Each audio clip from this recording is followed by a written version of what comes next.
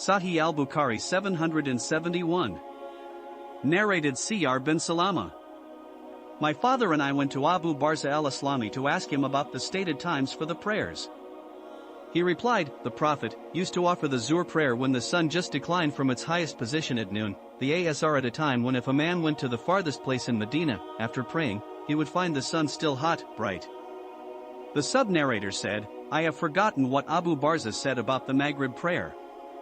The Prophet never found any harm in delaying the Isha prayer to the first third of the night, and he never liked to sleep before it and to talk after it. He used to offer the morning prayer at a time when after finishing it one could recognize the person sitting beside him, and used to recite between 60 to 100 verses in one or both the rakat. Sahih al-Bukhari 772. Narrated Abu Huraira. The Quran is recited in every prayer, and in those prayers in which Allah's Messenger recited aloud for us, we recite aloud in the same prayers for you, and the prayers in which the Prophet recited quietly, we recite quietly. If you recite al-Fatiha only, it is sufficient, but if you recite something else in addition, it is better. Sahih al-Bukhari 773. Narrated Ibn Abbas. The Prophet set out with the intention of going to Suq Uqais, market of Uqais, along with some of his companions. At the same time, a barrier was put between the devils and the news of heaven. Fire commenced to be thrown at them.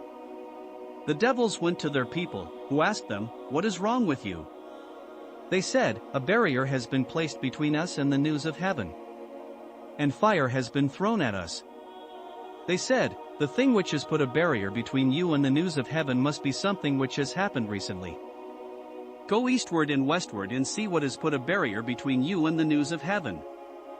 Those who went towards Tuhama came across the Prophet at a place called Nakhla, and it was on the way to Suq Uqais, and the Prophet was offering the far prayer with his companions. When they heard the Quran, they listened to it and said, by Allah, this is the thing which has put a barrier between us and the news of heaven.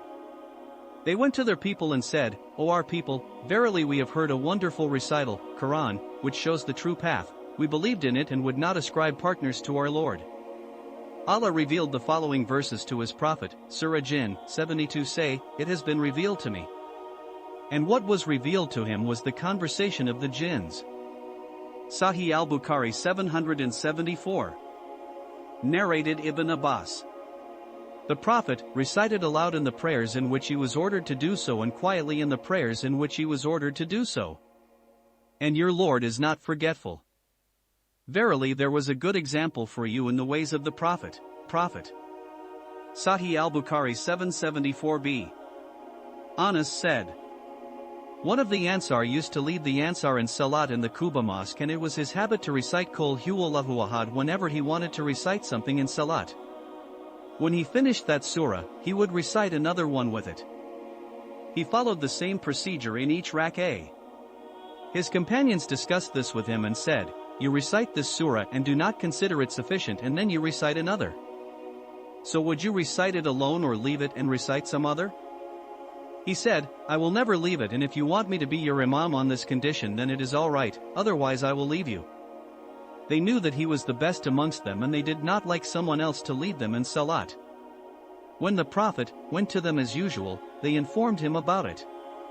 The Prophet addressed him and said, O so-and-so, what forbids you from doing what your companions ask you to do? Why do you read this surah particularly in every RAK'ah? He replied, I love this surah.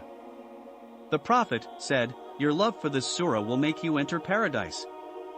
Sahih al-Bukhari 775. Narrated Abu Wa'il. A man came to Ibn Mas'ud and said, I recited the Mufassal surahs at night in one RAK'ah. Ibn Mas'ud said, this recitation is too quick, like the recitation of poetry. I know the identical surahs which the Prophet used to recite in pairs. Ibn Mas'ud then mentioned 20 Mufassal surahs, including 2 surahs from the family of, i.e. those verses which begin with Ha, Mim, which the Prophet used to recite in each RAK'ah. Sahih al-Bukhari 776. Narrated Abdullah bin Abi Qatada.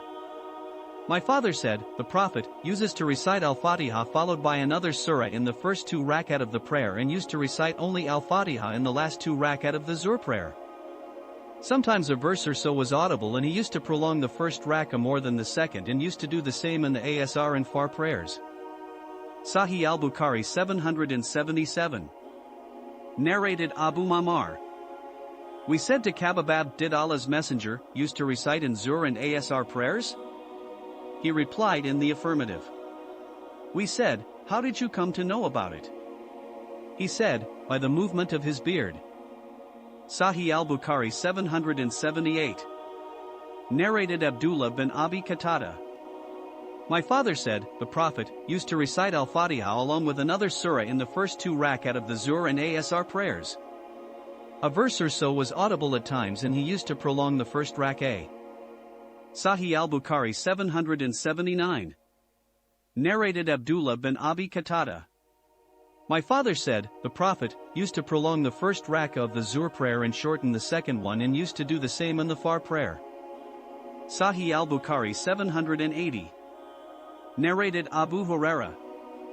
The Prophet said, say Ameen when the Imam says it, and if the Ameen of any one of you coincides with that of the angels, then all his past sins will be forgiven.